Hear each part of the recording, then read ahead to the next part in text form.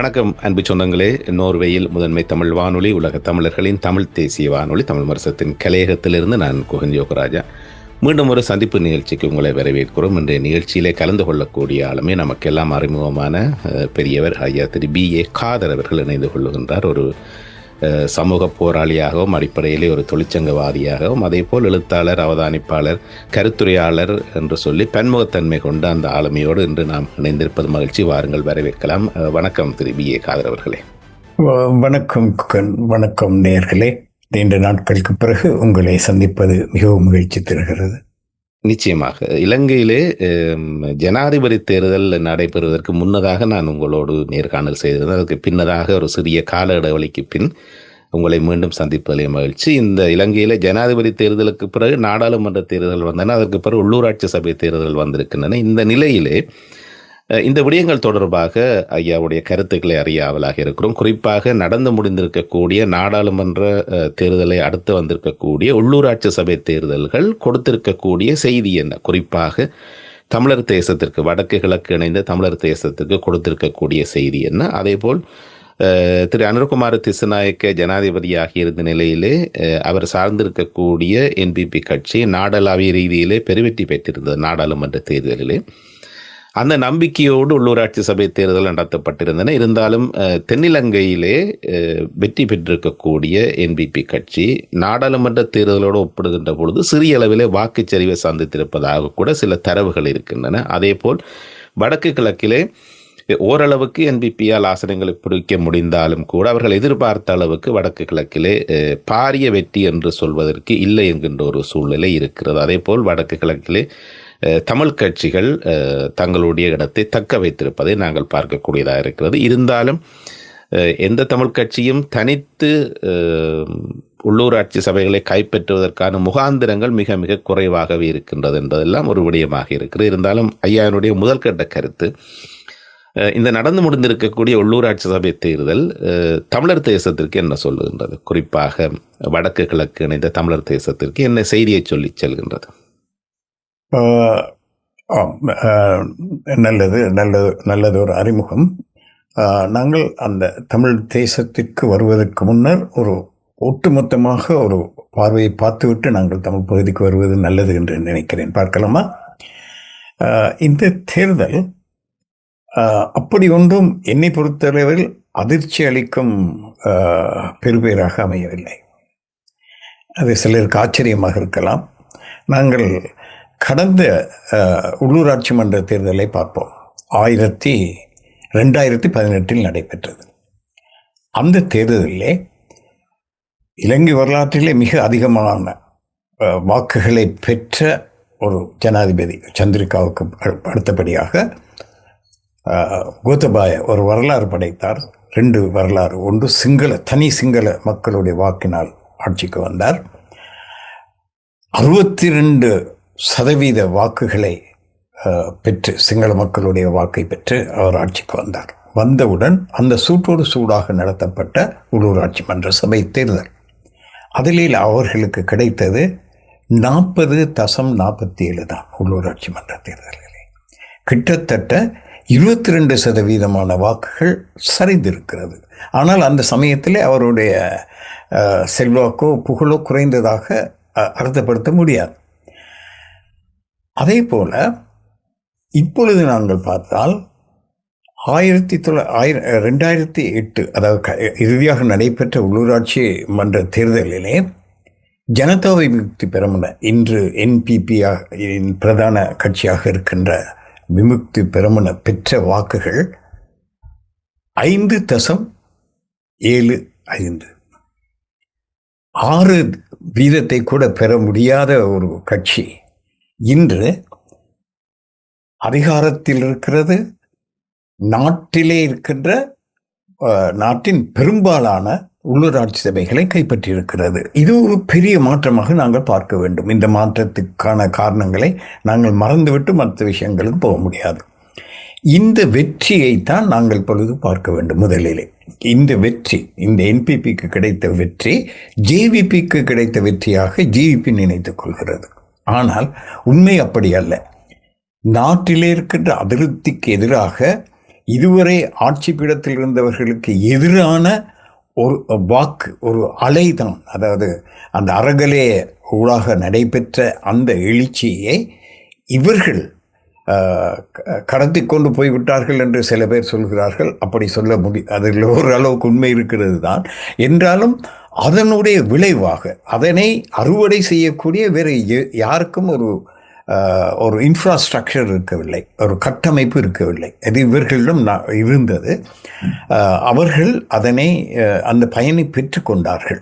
ஆனால் அது இவர்களுக்கு ஆதரவான வாக்குகளா என்ற கேள்வியை இப்பொழுது இந்த அல்ல என்பதை இந்த உள்ளூராட்சி மன்ற தேர்தல் கேள்வி எழுப்பியிருக்கிறது. இது உங்களுக்கான வாக்குகள் அல்ல.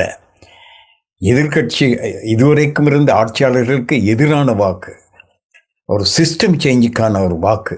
அதை நீங்கள் சரிவர செய்யாவிட்டால் உங்களுக்கும் அதே கதிதான் நேரும் என்ற செய்தியை அவர்களுக்கு கொடுத்திருக்கிறார்கள். இதுதான் அந்த ஜனாதிபதி தேர்தலிலே ஒரு அச்சம் இருந்தது. அதாவது அனுர வந்து விடுவார், வந்தால் நல்லது, ஆனால் வருவாரா என்ற அச்சத்திலே கொஞ்சம் பேர் தயங்கி வாக்குகளை போட்டார்கள். அதனால் அவர் அறுதி பெரும்பான்மை பெற முடியவில்லை. ஆனால் பாராளுமன்ற தேர்தலின் போது அனுர அலை ஒன்று வீசியது. அவருடைய புதியவர், அவர் சோதித்து பார்க்காதவர், அதுவரைக்கும் ஆட்சி அதிகாரம் அவர்களுடைய கையில் இருக்கவில்லை. ஆகவே அவர்கள் பேசிய பேச்சுக்கள், அவர்களுடைய பிரச்சாரங்கள், அவர்களுடைய கடந்த கால வரலாறு, அவர்களுடைய தனிப்பட்ட நேர்மைகள், இவைகள் எல்லாம் ஒரு வித்தியாசமாக மற்றவர்களை விட இருந்ததனால் மக்கள் அள்ளி கொடுத்தார்கள். ஆனால் இந்த உள்ளூராட்சி மன்ற தேர்தலிலே அதே பெருபேரை அவர்கள் என்ன நினைத்தார்கள் என்றால், நாங்கள் ஜனாதிபதி தேர்தலை விட பாராளுமன்ற தேர்தலிலே அதிகமான வாக்குகளை பெற்றோம். வடக்கு கிழக்கு தமிழ் மக்கள், முஸ்லிம் மக்கள் அனைவருடைய வாக்குகளையும் நாங்கள் பெற்றோம். இந்த தேர்தலை உடனடியாக நடத்தி நாங்கள் அதைவிட அறுதி பெரும்பான்மை பெற்று மக்களின் ஏகோபித்த கட்சி என்ற ஒரு மக்களின் நம்பிக்கை பெற்ற ஒரே ஒரு கட்சி என்ற சாதனையை படைக்க வேண்டும் என்ற மும்முரத்தோடு தான் அவர்கள் இயங்கினார்கள். நீங்கள் பார்க்கலாம்,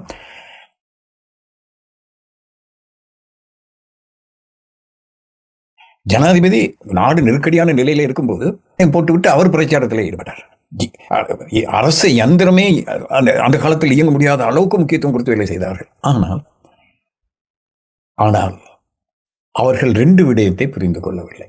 ஒன்று, உள்ளூராட்சி மன்ற தேர்தலுக்கும் பாராளுமன்ற தேர்தலுக்கும் வித்தியாசம் இருக்கிறது.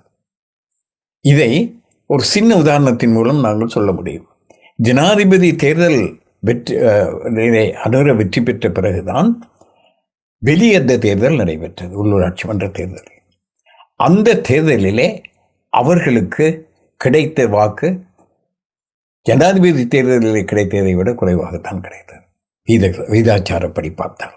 ஏனென்றால் அந்த உள்ளூராட்சி மன்ற தேர்தல்களிலே செல்வாக்கு செலுத்துகின்ற காரணிகளும் பாராளுமன்ற ஜனாதிபதி தேர்தலிலே செல்வாக்கு செலுத்துகின்ற காரணிகளும் வித்தியாசமானவை.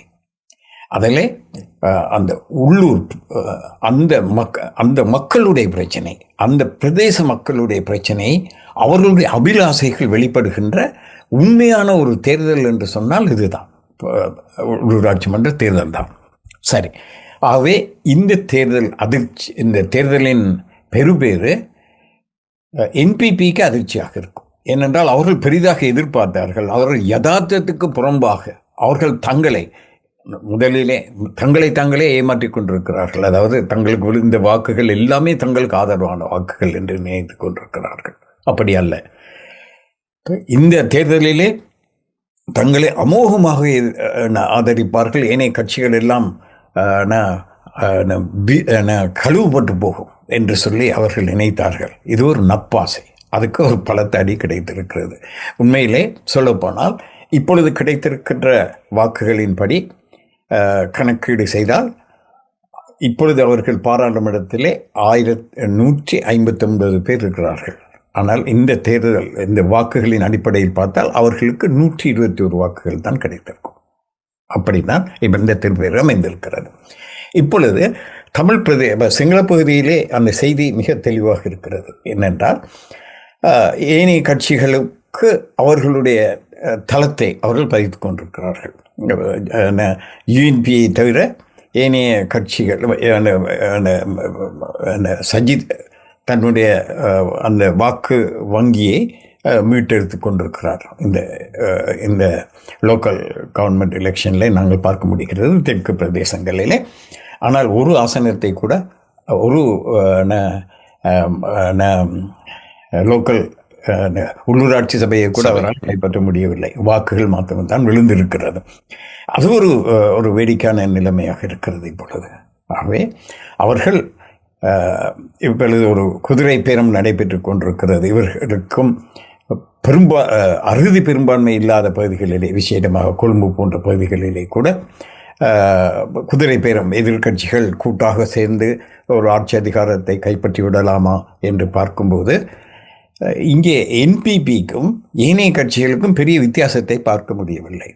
அங்கே ஒரு சராசரி ஒரு பதவி மோகம் பிடித்த எப்படியாவது ஆட்சியை தக்க வைத்துக் கொள்ள வேண்டும் என்பதற்காக ஒரு சோரம் போயிருக்கின்ற ஒரு நிலைமை அங்கே நாங்கள் பார்க்கிறோம் எல்லா கட்சிகளிடமும். ஏனென்றால் யூஎன்பியுடைய முரண்பாடு காரணமாக, அவர்களுடைய கொள்கை ஜனநாயக விரோத காரணமாகத்தான் எஸ்ஜேபி வெளியே வந்தது. ஆனால் இன்று அவர்கள் பேசுகிறார்கள். இவர்களோடும் நாமல் எஸ்பிபியோடும் அவர்கள் பேசுகிறார்கள். யாரோடு சேர்ந்து கூட்டு சேர்ந்து நாங்கள் அதிகாரத்துக்கு வரலாம் என்று அவர்கள் பார்க்கிறார்கள். அவை இதிலே ஒரு சந்தர்ப்பவாதம், பாராளுமன்ற சந்தர்ப்பவாதம் எங்களுக்கு தெரிகிறது. முக்கியமாக இந்த உள்ளூராட்சி மன்ற தேர்தல் முறை நிச்சயமாக மாற்றப்பட வேண்டும் என்பது தெளிவாக இந்த தேர்தலில் தெரிகிறது. உண்மையில் மிக குழப்பகரமான ஒரு தேர்தல் இது. இவ்வளவு நியமன பத்திரங்கள் நிராகரிக்கப்பட்ட வரலாறு கிடையாது. அந்த அளவுக்கு நிராகரிக்கப்பட்டிருக்கிறது. அவை இது ஒரு குளறுபடியான ஒரு தேர்தல் முறையிலே நடைபெற்றிருக்கிறது. சரி, இது எவ்வளவும் போக இப்பொழுது தமிழ் மக்களுக்கு என்ன செய்தி? முதல் தடவையாக என்றால் 2009 பிறகு தனித்தனியாக கட்சிகள் போட்டிட்டு இருக்கின்றன. தமிழ் கட்சிகள் போட்டிட்டு இருக்கின்றன. தமிழரசு கட்சி, கைதர் பொன்னுடைய கட்சி, டக்ளஸ் தேவானந்தா, ஏனைய சில கூட்டுகள், இப்படி பிரிந்து அவர்கள் போட்டியிட்டு இருக்கிறார்கள்.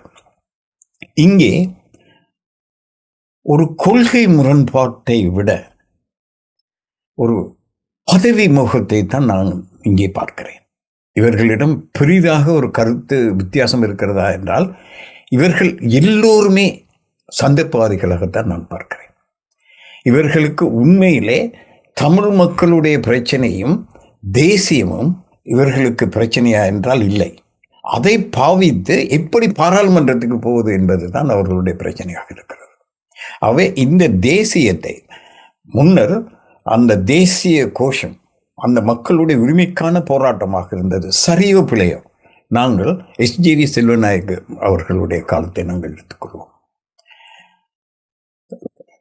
தமிழ் தந்தை என்று சொல்லப்படுகின்ற எஸ்ஜேவி செல்வநாயகமுடைய காலத்திலே உரிமைக்கான போராட்டம் நடைபெற்றது. ஆன்மீக வழியிலே அவர்கள் சிறை சென்றிருக்கிறார்கள்.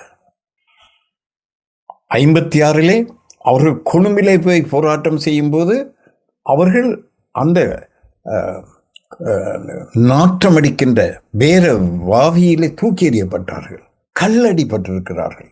அமிர்தலிங்கம் மண்டையிலே ரத்தம் வழிய பாராளுமன்றத்திற்கு சென்றார். நாகலிங்கம் அவரை அழைத்து சென்ற போது S W R D Bandaranaike honourable wound of honourable member அப்படின்னு என்று சொல்லி நக்கல் அடித்ததெல்லாம் நாங்கள் கேள்விப்பட்டிருக்கிறோம். அப்படி ஒவ்வொன்றுக்கும் ஒரு அநீதி நடக்கும் போதெல்லாம் மக்களை அணி திரட்டி ஒரு போராட்டம் நடைபெற்றது, உரிமைக்கான போராட்டம் நடைபெற்றது. அதன் பிறகு பிற்காலத்திலே அது பயனற்று போன சமயத்தில் ஆயுத போராட்டமாக வெடித்தது. ஆனால் இப்பொழுது இவர்கள் என்ன செய்கிறார்கள்? அந்த தேர்தல் காலத்தில் தான் இவர்களுக்கு தேசியம் ஞாபகம் வரும். யார் பெரிய தேசியவாதி அவர்கள் பேசுகின்ற பேச்சை வைத்துவிட்டு அவர்களுடைய நடைமுறையை நீங்கள் பார்த்தால் ஒவ்வொருவரும் ஏதோ ஒரு விதத்திலே அரசாங்கத்தோடு கொஞ்சிக்குள்ளாகிறார்கள்.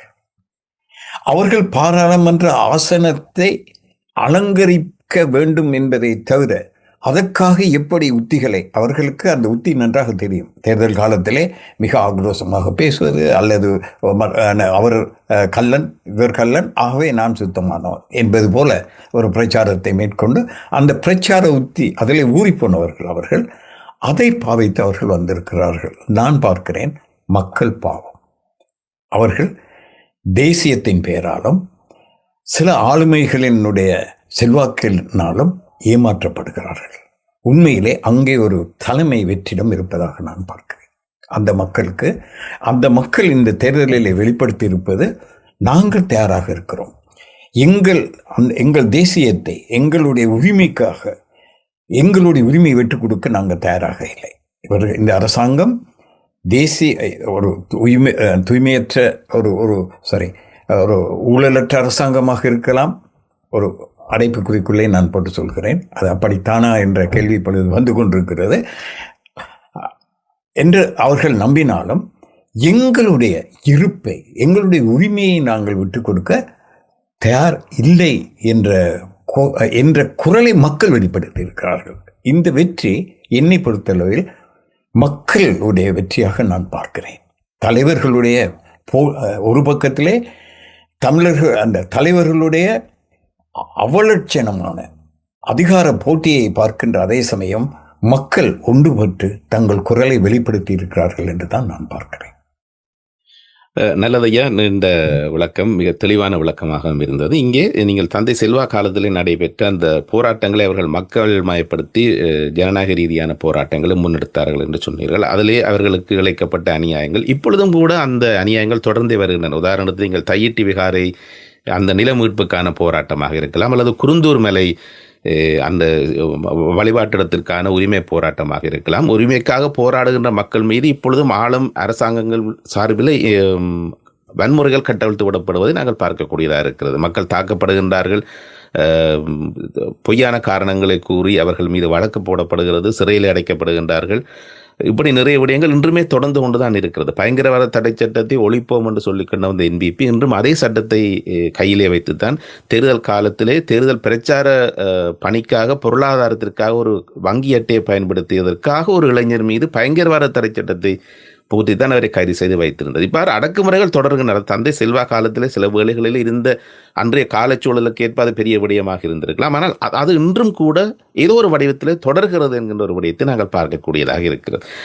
இன்னும் ஒரு விடயம், இப்பொழுது நீங்கள் சொன்னீர்களே, அந்த தென்னிலங்கையிலே இப்பொழுது இருக்கக்கூடிய அரசியல் சூழ்நிலையிலே எதிரும் புதிருமாக இருந்தவர்கள் இணைந்திருக்கின்றார்கள், பேசுகின்றார்கள். இவையெல்லாம் அந்த பதவி, அந்த தங்களுடைய அதிகாரத்தை தக்க வைத்துக் கொள்வதற்கான அந்த முயற்சிகள் என்கின்ற ஒரு வரையறைக்குள் நாங்கள் பார்க்கக்கூடியதாக இருக்கிறது.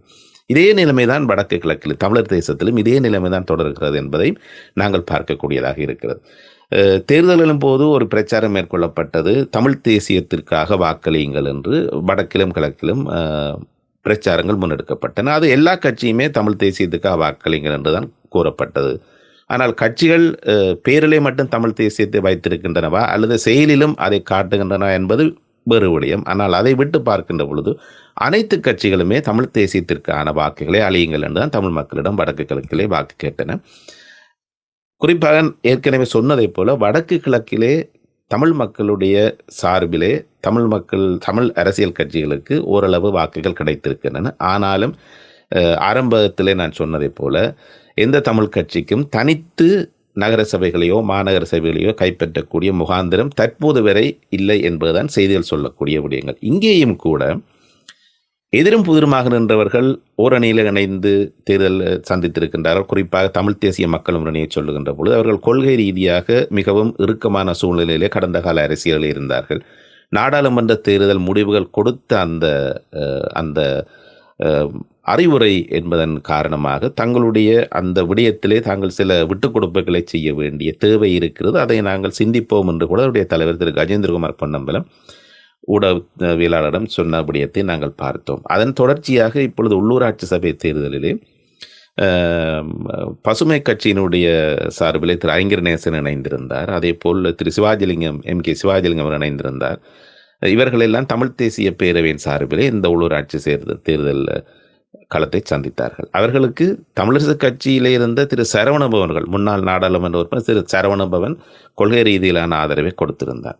இதைவிட நீங்கள் சொன்னதைப் போல தமிழ் தேசிய கூட்டமைப்பாக இருந்தவர்கள் பிரிந்து நின்று கேட்டார்கள். தமிழரசு கட்சி தனியே களத்தில் நின்றது. அதே போல் ஜனநாயக தமிழ் தேசிய கூட்டமைப்பு என்று சொல்லி கூட்டமைப்பிலிருந்து பிரிந்து போன சுரேஷ் பிரேமச்சந்திரன், சித்தார்த்தன் போன்றவர்கள் ஒரு அணியிலும், அதே போல் மான் சின்னத்திலே முன்னாள் வடக்கு முதலமைச்சர் திரு விக்னேஸ்வரனுடைய கட்சி சார்பாக திரு மணிவண்ணன் போன்றவர்கள் களத்தில் நின்றார்கள். இப்படியெல்லாம் நிறைய விடயங்கள் நடந்திருக்கின்றன. இன்றும் கூட நீங்கள் தென்னிலங்கை மட்டும் விதிவிலக்கல்ல, வடக்கு கிழக்கிலும் அந்த விடயங்கள் நடைபெறுகின்றன. மாநகர சபைகள் நகர சபைகள் ஆட்சியை யார் கைப்பற்றுவது என்கின்ற ஒரு சித்து விளையாட்டுகள் பேரம் பேசல் நடைபெறுவதாக கூட இங்கே தகவல் இருக்கிறது. உதாரணத்துக்கு ஒரு விடயத்தை சொல்லுகின்றேன். வல்வெட்டித்துறை நகர சபையை பொறுத்தவரை அங்கே அதிகமாக ஆசனங்களை வென்றது தமிழ் தேசிய மக்கள், தமிழ் தேசிய பேரவையாக இருந்தாலும், சைக்கிள் சின்னத்திலே கேட்ட பேரவையாக இருந்தாலும் தமிழரசு கட்சிக்கும் கணிசமான இடம் கிடைத்திருக்கிறது. அதே போல் திரு டக்ளஸ் சிவானந்தா தலைமையிலான EPDP கட்சி, அதே போல் NPP கட்சி, இவர்களுக்கும் ஆசனங்கள் இருக்கின்றன. வல்வெட்டித்துறையிலே தனித்து தமிழ் தேசிய பேரவையின் சார்பிலே திரு MK சிவாஜிலிங்கம் அவர்கள் தவிசாளராக ஆட்சி அமைக்கக்கூடிய வாய்ப்பு இருந்தாலும் தாங்கள்லாம் அதிகாரத்துக்கு வர வேண்டும் என்கிற ரீதியிலே தமிழரசு கட்சியும் காய்களை நகர்த்துவதாக தெரிகிறது. தவிசாளர் பதவிக்கான போட்டிகள் வருகின்ற பொழுது தமிழரசு கட்சி தனக்கு பெரும்பான்மை இல்லாவிட்டாலும் தன் சார்பிலே ஒரு வேட்பாளரை நிறுத்தும் என்று சொல்லப்படுகிறது.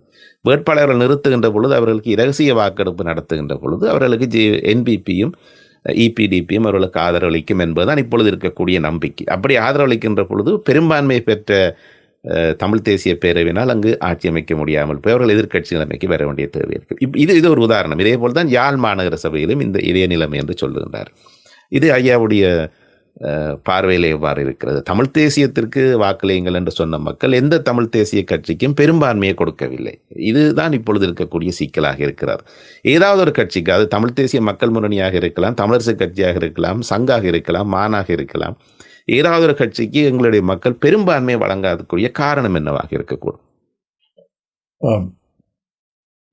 இது 2 காரணங்களை கூறலாம். ஒன்று, இந்த தேர்தல் முறையில் இருக்கின்ற ஒரு குளறுபடி.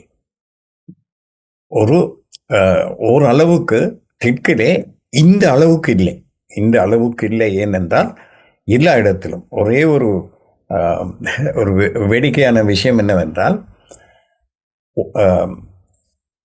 NPP எல்லா தேர்தல் மாவட்டங்களிலும் கடந்த தேர்தலை விட குறைவான வாக்குகளை பெற்றிருக்கிறது. அவர்கள் பெற்றிருக்கின்ற குறைவான வாக்குகள் என்றால் 23 லட்சம், கிட்டத்தட்ட 24 லட்சம் வாக்குகள் அவர்களுக்கு குறைவாக கிடைத்திருக்கிறது கடந்த பாராளுமன்ற தேர்தலை விட. அதை வீதாச்சாரத்தில் சொல்வதாக இருந்தால் 18% வாக்குகள் குறைவாக அவர்கள் பெற்றிருக்கிறார்கள். ஆனாலும் அவர்கள்தான் முன்னணியிலே வகிக்கிறார்கள். அவர்கள் அங்கிருக்கின்ற சுயேட்சை அப்படியானவர்களோடு அல்லது ஒரு சிலரோடு ஆட்சி அமைக்கக்கூடிய நிலையில் இருக்கிறார்கள். அதற்கு காரணம், அங்கே எதிர்க்கட்சி மக்கள் இன்னும் நம்பவில்லை. அது இந்த தேர்தல் அவர்கள் கணிசமான வாக்குகளை அங்கு பெற்றிருந்தாலும் கூட ஒரு உள்ளூராட்சி சபையை கூட அவர்களால் கைப்பற்ற முடியாமல் இருக்கிறது. இதுதான் தெற்கில் இருக்கின்ற நிலைமை. ஆனால் இங்கே இருக்கின்ற நிலைமை, இந்த கோஷ்டிவாதங்களும் போட்டிகளும் மிக தெற்கை விட அங்கு இருக்கிறது. அங்கே செல்வாக்கான தனிநபர்கள் இருக்கிறார்கள் என்பது தான் உண்மை. அங்கே எல்லோரும் தேசியம் பேசுகிறார்கள். வித்தியாசம் காண்பது கஷ்டம். யார் அதிதீவிரமாக பேசுகிறார்கள், யார் குறைவாக பேசுகிறார்கள் என்பது தான் அங்கே இருக்கிற பிரச்சனையே தவிர எல்லோரும் தேசியம்தான் பேசுகிறார்கள். ஒரு சில பேர் அவர்களுடைய அணுகுமுறையில் வித்தியாசம் இருக்கிறது. அரசாங்கத்தோடு சேர்ந்து செய்ய வேண்டும், மற்றவர்களுக்கு எந்த அணுகுமுறையுமே இல்லை. சர்வதேசத்தோடு சேர்ந்து ஒரு இஸ்ரேலை போல ஒன்று அமைக்க வேண்டும் என்று நினைப்பவர்கள் கூட இருக்கிறார்கள். அதில் அப்படி அந்த அணுகுமுறையிலே, அவர்களுடைய ஸ்ட்ராட்டஜியிலே, அணுகுமுறை என்பதை ஸ்ட்ராட்டஜியிலே அவர்கள் வித்தியாசப்பட்டாலும் கூட அவர்களுடைய பொதுவான உத்தியிலே, அவர்களுடைய கொள்கையிலே அவர்கள் பெரிய வித்தியாசத்தை கண்டவர்களாக இருக்கவில்லை. அங்கே இருக்கின்ற பிரச்சனை என்னவென்றால், அதுதான் அங்கே அனைத்து மக்களையும் ஒன்றிணைத்து செல்லக்கூடிய ஒரு பேரியக்கம் HJV செல்வநாயகம் காலத்தில் இருந்தது, பிரபாகரன் காலத்தில் இருந்தது. ஆனால் இன்று இல்லை. அது ஒரு செயற்கையாக டிஎன்ஏயில் இருந்தது, அது குமரி கொண்டு வெடித்திருக்கிறது. ஏனென்றால் வெறுமனே கோஷங்களை மட்டும் வைத்துக்கொண்டு அரசியல் செய்ய முடியாது.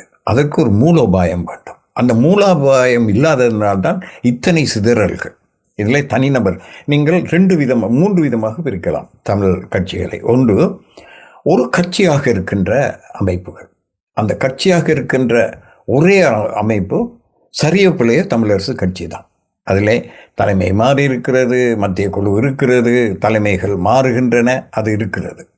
மற்றதெல்லாம் ரெண்டாவது தனிநபர் கட்சிகள், தனிநபருக்கு பின்னால் இருக்கின்ற ஒரு கட்சிகள். கஜேந்திரகுமார் ஆகட்டும், சித்தார்த்தன் ஆகட்டும், பிரேமச்சந்திரா அவர்கள் ஆயுள்கால தலைவர்கள். அங்கே அது ஒரு கட்சி என்பதை விட ஒருவருடைய ஒரு அரசியல் அமைப்பு. அடுத்த சமயத்தில் இது ரெண்டுக்கும் அதிருப்தி அடைந்த சில கூட்டுகள், சில கூட்டுகளை நாங்கள் பார்க்கிறோம். ஆகவே இவர்கள் அனைவரையும் அது அந்த நாங்கள் ஆட்சிக்கு வர வேண்டும், என்னுடைய தலைமையில் வர வேண்டும் என்ற போட்டி இங்கே இருக்கிறதே தவிர ஒரு கோரிக்கையை முன்வைத்து சில கோரிக்கைகளிலே அவர்கள் என்ன நோக்கத்திற்காக என்றாலும் அந்த போராட்டத்தை நடத்துகிறார்கள். அதுவும் தனித்தனி நபர்களாக தாங்கள் ஸ்கோர் பண்ணிக்கொள்ள வேண்டும் என்பதற்காக நடத்துவதனால் அங்கே ஒரு ஐக்கியமே இல்லாத ஒரு காரணமும் அவை ஒரு இயக்கமாக மாறாமல் ஒரு சிறிய போராட்டங்களாக மாத்திரமே அவை குறுகி விடுவதற்கு அது ஒரு காரணமாக இருக்கிறது. அவை ஒரு பேர் இயக்கமாக அங்கே ஒரு இயக்கம் இன்று இல்லை. அதுதான் அந்த வெற்றிடத்தை நாங்கள் இல்லாமல் செய்ய வேண்டும். இல்லை என்றால் இப்பொழுது ஏற்பட்டிருக்கின்ற சூழலை இவர்கள் சரியாக பயன்படுத்தி கொள்ள முடியும். இல்லை என்றால் அழிந்து போவார்கள். இல்லை என்றால் இது அழிக்கப்பட்டு போகும். இதுதான் இப்பொழுது இருக்கின்ற நிலைமை. ஏனென்றால் இந்த அரசு ஒரு பக்கத்திலே இனவாதத்துக்கு எதிரான அரசு என்று தன்னை சொல்லிக் கொள்கிறது. ஒரு பக்கத்திலே ஒரு விதத்திலே பார்க்கும்போது அது உண்மையாகவும் இருக்கிறது. ஏனென்றால் அவர்கள் முஸ்லிம்களை தாக்குவதில்லை, தமிழர்களை தாக்குவதில்லை. ஆனால் பயங்கரவாத தடை சட்டத்தின் கீழே இஸ்ரேலுக்கு எதிராக சுவரொட்டி ஒட்டியவரை கொண்டு போய் உள்ளே போடுகிறது. இதுவரைக்கும் 23 பேர் பயங்கரவாத தடை சட்டத்துக்கு கீழே கைது செய்யப்பட்டிருப்பதாக சொல்கிறார்கள். அதில் அந்த இஸ்ரேலுக்கு எதிரான இதற்கு அந்த தடுப்பு காவல் உத்தரவு கையெழுத்திட்டவர் அனுரகுமார் திசாநாயக்க. இப்படி அந்த பயங்கரவாதத்துக்கு எதிராக பேசி அவரே அப்படி வந்திருக்கிறார். அவர்கள் ஒரு பக்கத்திலே அப்படி அவர்கள் இனங்களுக்கு எதிரான ஒரு வெளிப்படையான அடக்குமுறையை பிரயோகிக்காதவர்களாக இருக்கிறார்கள். இப்போ மஹிந்தவை போலையோ அல்லது ஏனைய UNP கட்சியை போலவோ அவர்கள் அதனை பிரயோகிக்கவில்லை தான். ஆனால் மறுபக்கத்திலே தமிழ் பேசும் மக்களுடைய உரிமையை அங்கீகரித்ததாகவும் இல்லை. அவர்கள் அப்படி ஒரு பிரச்சனையே இல்லை என்பது போல பேசுகிறார். இது மிக ஆபத்தான ஒரு விஷயம். ஏனைய கட்சிகள் அடக்குமுறையை கட்டவிழ்த்து விட்டாலும் கூட அவர்களுடைய உரிமையை ஏற்றுக்கொள்ள வேண்டும் என்பது 77க்கு பிறகு சரியோ பிள்ளையோ நாம் நடத்திய போராட்டத்தின் ஒரு விளைவு. 1000 விஷயங்களை நாங்கள் இழந்திருக்கலாம், 1000 பாதிப்புகள் ஏற்பட்டிருக்கலாம். ஆனால் தமிழ் மக்களுடைய பிரச்சனை இருக்கிறது, அவர்களுடைய தேசியத்துவம் இருக்கிறது என்பதை அங்கீகரிக்க வைத்து சர்வதேச ரீதியாகவும் இலங்கை அரசாங்கத்தினர் அந்த அகங்காரம் கொண்ட இந்த தமிழ் மக்களுக்கு இந்த நாட்டிலே இடமே இல்லை, மொழிக்கு இடமில்லை என்று சொன்னவர்கள் கூட ஒரு அளவுக்கு தங்களை மாற்றிக்கொள்ள வேண்டிய அளவுக்கு அந்த எங்களுடைய தேசியம் அவர்களுக்கு பாடம் படித்து கொடுத்தது என்பதுதான் உண்மை. ஆனால் அப்படியான நிலைமை இன்று இல்லை. இதையெல்லாம் அடித்து இவ்வளவு காலமும் ரத்தம் சிந்தி போராடி பெற்ற அந்த உரிமைகளை எல்லாம் நாங்கள் தாரை வார்த்து விடுவோமோ என்ற ஒரு அச்சம் இங்கே ஏற்படுகிறது. ஏனென்றால் அப்படி ஒரு பிரச்சனையே இல்லை என்று சொல்லிக்கொண்டு வருபவர்கள் அது பிரச்சனை இல்லை. அவர்கள் உரிமையை அங்கீகரித்து கொண்டு வந்தால் அவர்களை ஆதரிப்பது அது வேறு பிரச்சனை. தமிழர்களைத்தான் தமிழர்களைத்தான் ஆதரிக்க வேண்டும் என்பதோ, முஸ்லிம்களைத்தான் ஆதரிக்க வேண்டும் என்பதோ கிடையாது. அது அப்படி அல்ல. அந்த உரிமையை அங்கீகரிக்கின்ற அரசாங்கத்தை ஆதரிக்க முடியும். ஆனால் அந்த உரிமைக்கு பதிலாக இவர்கள் அந்த சிம்பாலிக் அந்த சில நடவடிக்கைகள், பாதையை திறந்து விடுவது, அதுவும் தேர்தல் காலத்தில் இப்படியான சில விஷயங்களை, சிம்பாலிக்கான சில விஷயங்களை செய்துவிட்டு சில அபிவிருத்தி வேலைகளையும் செய்து கொண்டு இந்த மக்களை சார்ந்துபடுத்தலாம் என்று நினைக்கிறார்கள். அவர்களுடைய உரிமையை கொடுத்து அவர்களை இணைத்துக் கொள்வதற்கு பதிலாக அவர்களை சார்ந்தப்படுத்துவது தான் தங்களுடைய அரசியல் என்று நினைப்பதும், அந்த அரசியலை நாங்கள் ஏற்றுக்கொள்வது என்பது ஒரு ஆபத்தான ஒரு விஷயம். ஆனால் அதற்கு இவர்கள் தயாராக இருக்கிறார்களா என்றால் இல்லை. உண்மையிலே முன்னர் ஒருத்தன் அடிக்கிறான் என்றால் மக்கள் எல்லாரும் ஒன்று சேருவார்கள். அது தானாக இயல்கின்ற ஒரு விஷயம். அந்த கிரீசியாக்கா பிரச்சனை நேரம் எங்களுடைய தலைவர்கள் எல்லாம் வீட்டுக்குள்ளே பயந்து நடுங்கி கொண்டிருக்கும் போது மக்கள் தெருவில் இறங்கி அதுக்கு எதிராக போராடினார்கள். ஞாபகம் இருக்கிறதா? ஆகவே அந்த போராட்டம் என்பது வரும் இயல்பாக. ஆனால் அடக்குமுறை இல்லாத சமயத்திலே இப்படி நாசுக்காக ஒரு விஷயம் நடக்கும்போது அதற்கு மிக விழிப்போடு செயல்பட வேண்டிய தேவையும் இருக்கிறது. அதற்கு ஒன்றுபடுவது தான் கடினம். அந்த கடினமான ஒற்றுமையை ஏற்படுத்தக்கூடிய தலைமை விட்டுக்கொடுப்போடு ஒரு உண்மையிலே மக்கள் அரசியலை முன்னெடுக்கொண்டு சொல்லக்கூடிய ஒரு பேர் இயக்கம் ஒன்று நம்ம தமிழ் பகுதியிலே உருவானால்தான், இதே பிரச்சனையை தான் முஸ்லிம்கள் மத்தியிலும் இருக்குது, மலையகத்திலும் இருக்கிறது. அதை நாங்கள் தனியாக பேசலாம். ஆனால் இதுதான் ஏனையவர்களுக்கும் பொருந்தும், முஸ்லிம்களுக்கும் பொருந்தும், மலைய தமிழர்களுக்கும் பொருந்தும். ஆகவே இதை நாங்கள் பேசுகிறோம். இந்த தாங்கள் அந்த ஆசனங்களை அலங்கரிப்பதை மாத்திரமே தேசியம் பேசிக்கொண்டு பாராளுமன்றத்துக்கு போய் அலங்கரிப்பதையும் இங்கே டயஸ்போராவை சந்தோஷப்படுத்துவதற்கும் அவர்களிடம் காசு வாங்குவதற்குமான அரசியலை அவர்கள் விட்டுவிட்டு மக்கள் அரசியலில் இறங்கினால்தான் இந்த நிலைமை மாறும்.